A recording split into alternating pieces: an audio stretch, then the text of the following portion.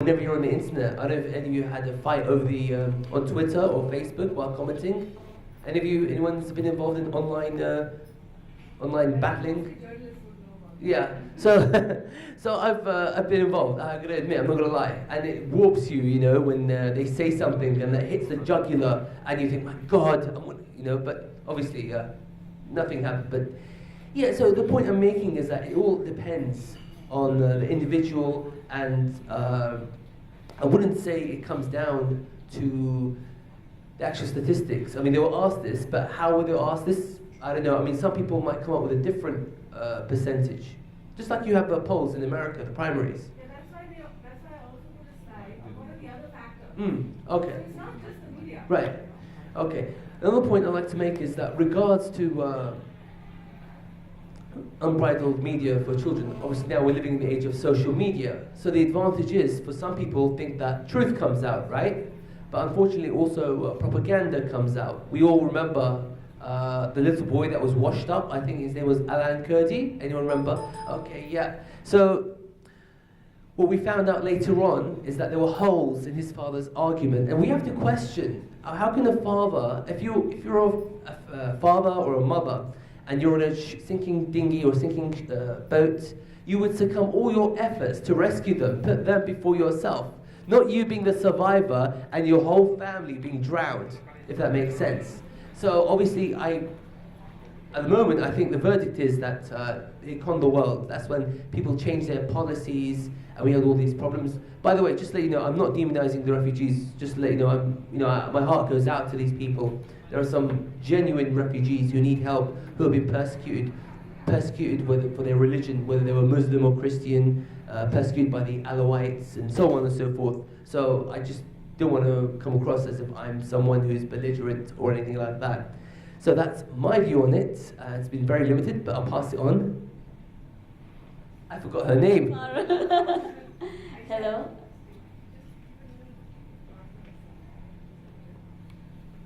This is Parul Mahajan, and she's a parent, and she's been working with NGOs and children's rights. Very good afternoon to all. I'm Parul Mahajan. As she introduced, I'm an interior designer, and I also work for the cause of children. I'm also a mother to a 6-year-old, so I know how detrimental it is for the children's maturity.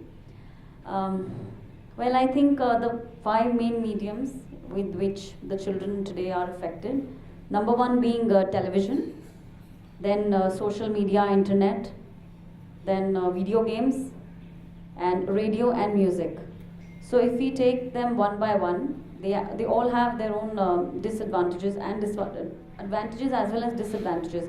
Because I think television is a very powerful medium of conveying anything to the children, because they really don't believe, they don't know the difference between the fiction and the non-fiction. They feel that whatever is shown on the television is actually right.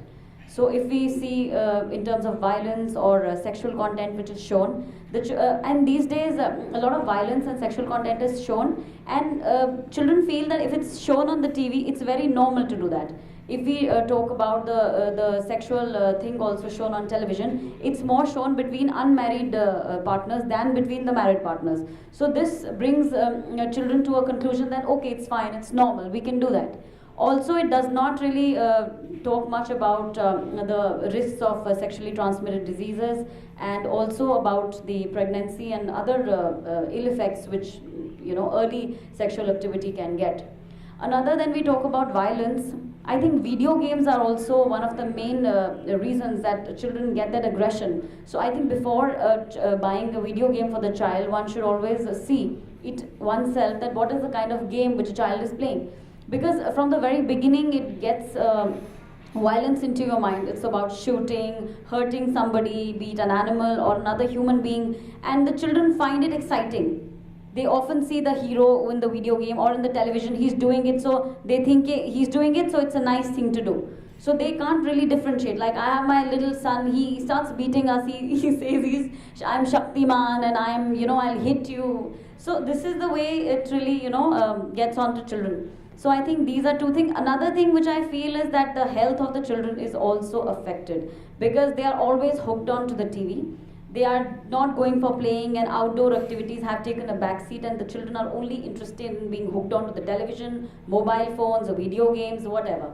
So the nutrition level and the health of the children is also going down. So I feel that really we should try to control the Even if exposure of children to yeah, media. like you said, we have to Yes. constantly, talk Keep to them monitor, about yes, it. Yeah, yes. yeah. Tell them about it and keep a check as to what kind of shows they are watching. Yeah. So when my son started hitting me, so I changed the channel he was watching. I said, "You watch Mickey Mouse, that's better. Please don't watch the other shows, which make you more aggressive, because today he's beating us, tomorrow he'll go out and beat other children." So out of experience also, it really I felt that it's detrimental for And I think the children's more maturity. parents speak up and they write Yes. to TV channels and they tell them that, look, I don't like this show because Yeah. it's teaching my children. There was a show, I think Doraemon, in Yeah. Shin-chan, in which the mother keeps banging the kid on the head. I mean, yeah. Would watch that. Absolutely. And I actually wrote to the channel. And I said, what kind of programming is that? Constantly she's banging the child on the head. That's not Right. acceptable. Right. But it's acceptable when they're watching it on TV. Yes. So Yes. It was cool, considerably. it was very cool, especially for that age group, 8 years old. Yeah. Yes. So I think as parents, we should talk about these. We should put it on social media that this is not right. And it's only then that the programming people, I mean the people sitting in the programming offices, they're going to take notice and say, you know what, if people are not going to watch this, I better change it. So I think we should also speak up about Yeah, that. but there's another aspect to it. Then when I realized that I can't stop my child watching this and I really can't do anything about it, then I started telling them, I want you to watch this show and I want you to know this is not acceptable behavior. Right. Then after that they said, yeah, we are watching this show and knowing very well this Yeah. is not acceptable behavior, we will not repeat it. I allowed them to see it later on and then said, this is not acceptable, that's why you should watch what is not acceptable. Wow. Maybe that's the way we can That's another good way. Absolutely. This is Amarkant. He is my colleague from Dainik Bhaskar Group. He's a resident editor at Ranchi. जोहार, नमस्कार। सारा इल्ज़ाम जो है वो media पे लगता जा रहा है। मीडिया वो चाहे I इलेक्ट्रॉनिक just हो, translated for Ahmad. He's saying that it looks like all the blame lies at the hands of the media.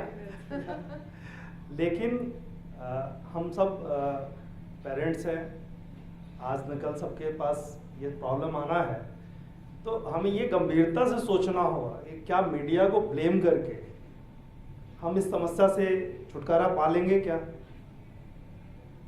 अगर हम मीडिया पे ब्लेम कर रहे हैं कि ये जो है अनब्राइडल्ड है, तो आखिर कब तक? गार्जियन हम हैं, पेरेंट्स हम हैं, हमें ये सोचना होगा कि मेरा बच्चा कैसे आगे बढ़े। जो तमाम बातें आ रही हैं, तमाम एकता जी ने भी कहा, पारू जी ने भी कहा, अयन ने भी कहा, तो कहीं ना कहीं इसमें सच्चाई तो है, सच तो है ये कि ये कहीं ना कहीं इफेक्ट डाल रहा है हमारे बच्चों के ऊपर। बट इससे निजात कैसे मिले? इससे भाग तो सकते नहीं हैं। अब जो गैजेट्स का दौर है, इसमें आप आईपैड, मोबाइल अपने बच्चों से दूर कर नहीं सकते। वहाँ पे कोई ऐसा सेंसरशिप भी नहीं है जो आपको रोक पाए इन चीज़ों से, जो आपके बच्चों को रोक पाए। ऐसे में सबसे बेस्ट ऑप्शन अपने पास है, और शायद इकलौता ऑप्शन ये है कि अगर हम अपने बच्चों को टीच करें तरीके से, जैसा कि अभी सविता मैम ने भी कहा, कि अगर हम उन्हें ये बताएं कि जो ये चल रहा है ये कितना जायज़ है, कितना नाजायज़ है। अगर जैसा पारुल जी ने भी कहा कि बच्चा मारपीट सीख रहा है और पहले माँ पे अटैक करता है, फिर बाहर जाकर के अटैक करेगा, ये एकदम सच है ये जीवन का। लेकिन यहीं पे हमारी जवाबदेही, जिम्मेवारी शुरू होती है कि हम उनको ये बताएं कि अगर ऐसा करोगे बेटा तो ये प्रॉब्लम होगा, अगर ऐसा नहीं करोगे तो इससे ये बेहतर होगा। ये बहुत ज़रूरी है कि हम अपने बच्चों को तरीके से ट्रीट करें। होता क्या है, जैसे वर्किंग मैन, वर्किंग वुमेन में प्रॉब्लम यह है कि हम बच्चों को समय दे नहीं पाते हैं। जो समय हमारे पास होता है बच्चों को देने को, उस समय हम उसको टीच करने की जगह पे लाड़ प्यार में बिता देते हैं। तो ये लाड़ प्यार तो आप करें निश्चित तौर पे, उससे आप बाहर जा भी नहीं सकते हैं, लाड़ प्यार होना भी चाहिए। बट एक एक स्टेप हमारा ये होना चाहिए कि हम उसको टीच करें, हम उसको बता सकें कि बेटे ऐसा करने से ये होना है, ऐसा करने से ये नहीं होना है। अभी इस कार्यक्रम में आने से पहले अपने एक मित्र के साथ में बैठा था, इस पर ही डिस्कस कर रहा था कि क्या होना क्या चाहिए इसमें। एक बड़ा अच्छा उदाहरण उन्होंने हमें दिया कि छोटे में हर आदमी को याद हो, अगर जो मिडिल क्लास फैमिली है, चाय बनाने के लिए घर में दूध का पाउडर होता था और चीनी होती। अगर माँ रोकती है कि बेटा ये नहीं खाना है, तो बच्चा चुरा करके खाएगा। मौका देखा और घुस गया किचन में और निकाल करके दूध का पाउडर खा लिया। अगर 2-4 दिन आप खिला दिए होते, वो 5वें दिन से भाग गया होता, वो फिर उसका इंटरेस्ट ही खत्म हो जाता है कि ये हमें खाना है।